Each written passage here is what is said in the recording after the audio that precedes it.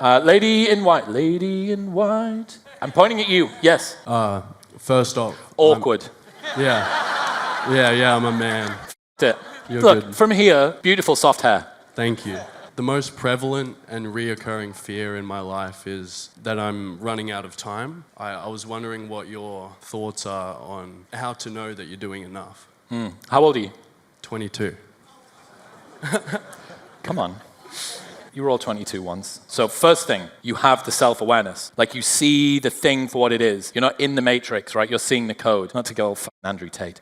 But even in your question, you're able to see the like flicker of light that you're doing enough. Until I was 35, I just tried to outrun and outwork that sensation. If I just go faster and harder and work longer hours, chastise myself more, maybe eventually I'll get to the stage where things go well. Maybe that will fill the internal void. I'd be lying if I said that I think I could have got to the level of relative peace that I have now without some degree of external accolade and success. Naval says it is far easier to achieve our material desires than to renounce them. Most people can't just isolate themselves away in a cave and be like, done, I'm out the game. That's not going to happen to me. If you're 22 and you have this desire, which sounds like an inner fire that you want to make a dent in the world, you want to do something, stop fighting it. Stop fighting the fact that you want to try and work harder. Should you aim to try and discover self-love as early as possible? Probably a good idea. One of Peterson's pieces of advice, and I wholeheartedly agree with it, spend your 20s seeing how hard you can work, because if push comes to shove and a catastrophe occurs in your business or your personal life or something at 42, you want to be able to turn around and go, for half a decade, I've